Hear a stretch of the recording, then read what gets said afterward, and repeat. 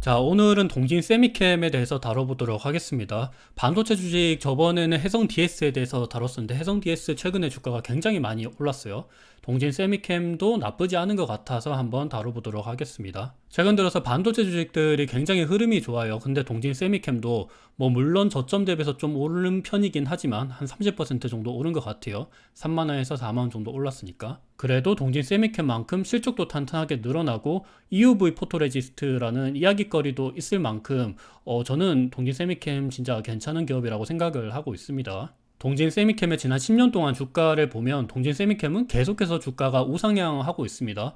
급등이 일어나는 주식은 아니지만 그래도 꾸준히 잘 올라가고 있어요. 2017년도, 2018년도 때는 이때 반도체 슈퍼사이클로 그때 주가가 굉장히 많이 올랐었고, 당시에는 또 일본이 수출 규제를 하다 보니까 동진 세미캠도 그때 주가가 굉장히 좋았습니다. 그리고 2020년도는 코로나 때문에 그때 또 주가가 많이 올랐었는데, 최근 들어서 반도체가 SK 하이닉스는 적자가 나타나고 올해 같은 경우는 10조 이상 적자가 나타난다고 그러는데, 동진 세미캠은 생각보다 실적이 많이 안 꺾이고 주가도 많이 안 떨어졌습니다. 동진 세미캠이 무슨 사업을 하는지를 보시면 포토레지스트가 가장 핵심 제품입니다. 포토레지스트 쪽에서 한 55% 정도 매출 비중이 나타나고 있어요.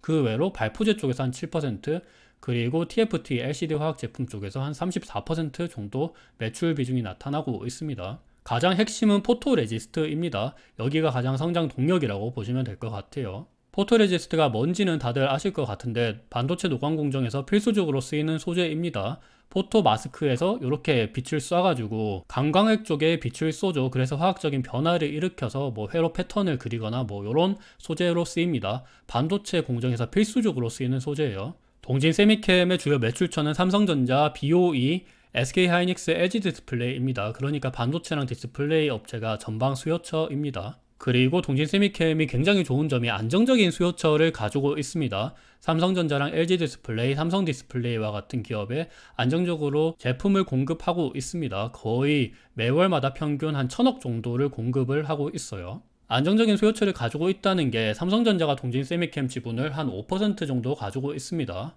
예전에 일본 수출 규제 이후로 동진 세미캠을 삼성전자 자체적으로 좀 키우려고 하는 느낌이 들고 있어요. 포토레지스트가 반도체 공정에 있어서 필수적으로 쓰이다 보니까 일본이 다시 한번 수출 규제를 때리면 삼성전자도 굉장히 큰 손해를 입게 됩니다. 그러다 보니까 삼성전자도 동진 세미캠한테 이렇게 지분 투자를 한 거죠. 동진 세미캠의 실적을 보시면 실적이 10년 동안 꾸준히 우상향을 했습니다. 갑자기 이렇게 급등을 한 건 아니었지만 그래도 단 한 번도 빠짐없이 실적이 꾸준히 우상향을 하고 있어요. 더군다나 좋은 점은 지금 반도체 업황이 별로 안 좋은 상황임에도 실적이 이번에 최근에 그렇게 꺾이지 않았습니다. SK 하이닉스는 완전히 큰 적자를 보고 그랬는데 동진 세미캠은 그보다는 좀 안정적으로 실적이 찍히고 있습니다. 왜냐하면 이게 또 소재 산업이다 보니까 장비 산업이랑 다르게 좀 소재는 안정적인 매출이 나온다는 장점도 있습니다. 마진도 꾸준히 상승을 했어요. 원래 한 5%대 정도 나오던 영업이익률이 이제는 15%가 넘었습니다.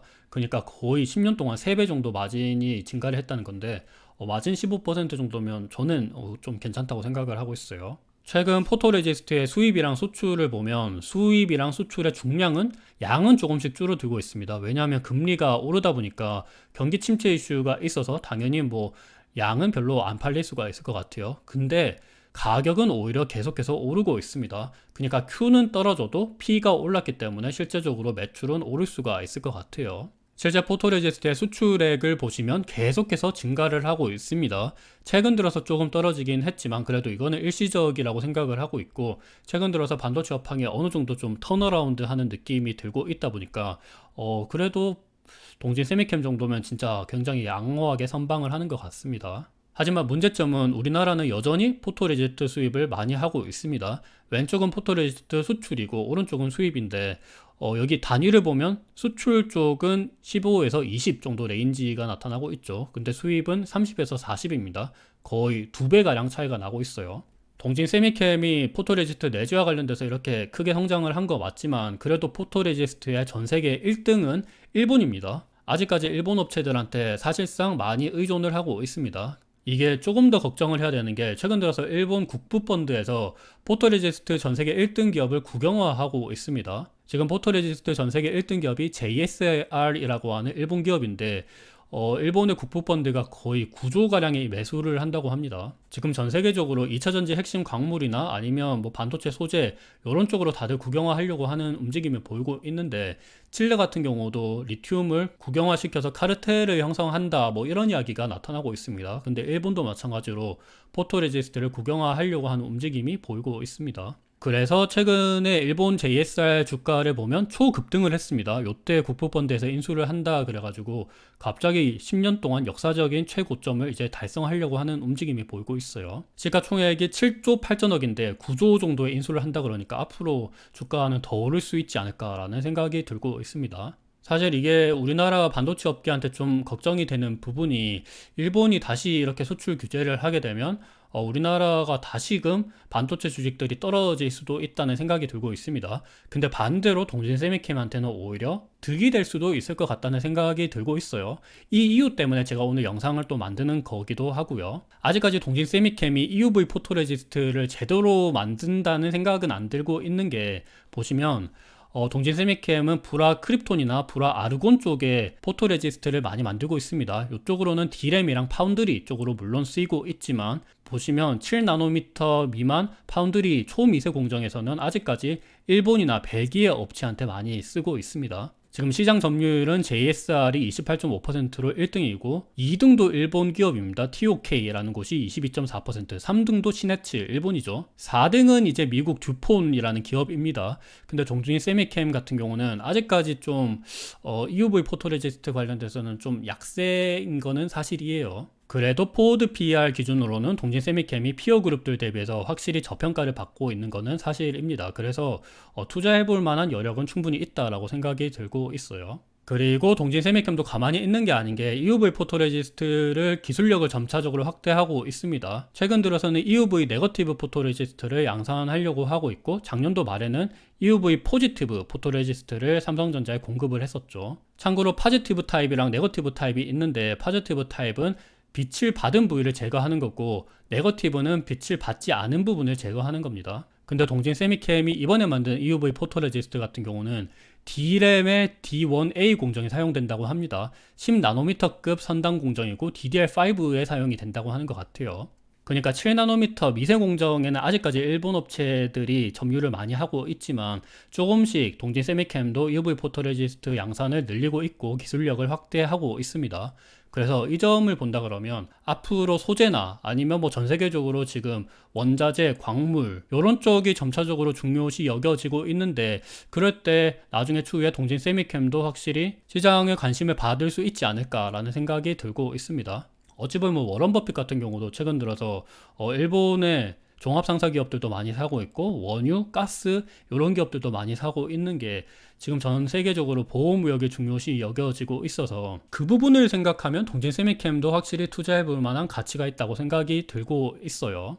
동진 세미캠은 2차 전지도 점점 더 키우려고 하고 있습니다. 최근 7월 12일 날 기사인데, 동진 세미캠이 5천억 전환사채를 발행하려고 한다고 합니다. 최근에 발행 주관사를 선정해서 증권사랑 사모펀드 운영사 등 잠재적인 CB 인수자들을 접촉하고 있다고 해요. 이게 뭐 빚을 갚는 데 쓰는 게 아니고 2차 전지 R&D나 아니면 캐펙스를 늘리는 데 사용된다고 하니까, 최근에 2차 전지 기업들도 되게 사람들이 관심을 많이 가지고 보고 있는데, 이런 쪽에서도 조금 수급이 들어올 수도 있지 않을까라는 생각이 들고 있어요. 하지만 동진 세미캠은 아직까지 파운드리보다는 메모리 쪽으로 치중이 되어 있는데, 그 메모리 업황을 잘 살펴볼 수 있는 D램 익스체인지 지수는 최근 들어서 계속해서 하락을 하고 있습니다. D램 지수가 조금씩 떨어지는 거 대비해서 그래도 좀 세부적으로 한번 보면 D램은 떨어지고 있는데, 낸드는 그래도 이게 거의 바닥을 형성하고 이제는 좀 턴어라운드 할 수 있지 않을까라는 생각이 들고 있습니다. 주간 변화를 보면 많이 이렇게 턴어라운드 하는 모습을 볼 수 있죠. 실제 차트적으로 보더라도 D램은 계속해서 떨어지고 있지만, 낸드는 이제 진짜 바닥인가? 라는 생각도 들고 있습니다. 특히나 DDR5 같은 경우는 최근에 조금씩 또 가격이 오르는 것도 있습니다. 그래서 그 점을 봤을 때 동진 세미캠도 좀 괜찮을 수 있다라는 생각이 들고 있어요. 그리고 가치 평가를 보시면 10년 내 동진 세미캠의 PER이 지금 가장 저점입니다. PER이 지금 한 10배 정도 되는데, 우리나라 코스피 평균 PER이 한 14배 정도 되고, 근데 이제 10배 정도의 PER이라 그러면 일본의 수출 규제도 한번 생각해보고, 그리고 실적도 꾸준히 우상향을 하고 있고 마진도 지금 한 15%, 삼성전자랑 SK하이닉스, LG 디스플레이, 삼성 디스플레이와 같은 안정적인 수요처도 가지고 있는 동진 세미캠이 저는 좀 괜찮다고 생각이 들고 있어요. PBR도 그렇게까지 높은 편은 아닙니다. PBR이 지금보다 높았었던 때는 2017, 2018년도 일본의 수출 규제, 그리고 반도체 슈퍼사이클 그때이고, 그리고 2020년도, 21년도 대규모 유동성이 공급됐었던 때, 그때밖에 없습니다. 지금 PBR이 그렇게까지 높다는 생각은 안 들고 있어요. 동진 세미캠의 주가랑 EPS인데 EPS가 꾸준히 우상향을 했습니다. 그러니까 당연히 주가도 올랐고, 근데 앞으로 동진 세미캠의 EPS는 계속해서 오를 수 있지 않을까라는 생각이 들고 있어요. 그러면 당연히 주가는 우상향을 하겠죠. 근데 걱정거리는 주주 환원이 너무 약하긴 합니다. 동진 세미캠의 주주 환원율은 배당 성향 기준으로 한 5%? 5%가 안 될 때도 있습니다. 이 부분은 조금 불만이긴 한데, 근데 사실상 동진 세미캠은 캐펙스가 많이 필요한 기업입니다. 대규모 자본 지출이 많이 필요한 산업일 수밖에 없는 게, 보시면 캐펙스 추이가 오히려 영업활동 현금흐름보다 많을 때도 있습니다. 이때 21년도는 영업활동 현금흐름보다 많이 캐펙스를 집행을 했었죠. 2018년도랑 2019년도는 벌어들인 돈 대비해서 오히려 캐펙스 집행을 많이 했을 만큼 대규모 자본 지출이 많은 산업에 속합니다. 워런 버핏이 대표적으로 자본 지출이 많은 산업을 별로 안 좋아하죠. 자본 지출이 많다 보니까 당연히 유형자산도 많이 쌓이고, 유형자산이 많으면 감가상각도 많이 쌓이게 됩니다. 감가상각이 많이 쌓이면 마진, 그러니까 순이익에 영향을 줄 수가 있습니다. 동진 세미캠은 분기당 거의 120억 정도의 감가상각비가 나오는데 1년 기준으로는 거의 한 500억 정도가 나오는 것 같아요. 자본 지출이 많으면 그만큼 프리캐시 플로우, 주주들한테 돌려줄 수 있는 금액은 줄어들 수밖에 없습니다. 그래서 이 점은 한번 참고하셔서 투자를 해보셔야 될 것 같습니다. 그래도 주주 환원을 많이 안 주더라도 기업 성장만 잘하면 장땡입니다. 근데 동진 세미캠은 실제로 숫자로 보여주고 있기 때문에 그 점을 생각해보면 진짜 괜찮을 수도 있다라는 생각이 들고 있어요. 그래서 동진 세미캠의 주가는 꾸준히 우상향을 하고 있는데, 최근 들어서 업황이 안 좋음에도 어느 정도 주가 방어는 잘했습니다. 그리고 성장성을 보면 확실히 매력적인 기업이고, 삼성전자가 동진 세미캠을 절대 버릴 리는 또 없거든요. 오히려 삼성전자보다 중소형주인 동진 세미캠의 주가 퍼포먼스가 더 높을 수도 있기 때문에, 나는 조금 공격적으로 투자를 하겠다 그러면 삼성전자보다도 동진 세미캠이 더 좋을 수도 있습니다. 결국에 우리나라 반도체 산업이랑 방향을 계속해서 같이 할 수밖에 없는 기업이기 때문에 동진 세미캠이 쉽게 망할 수는 없다고 생각을 해요. 왜냐하면 동진 세미캠을 대체할 수 있는 다른 우리나라 국내 기업이 없기 때문이에요. 오늘 영상이 어느 정도 도움이 되셨으면 좋을 것 같습니다.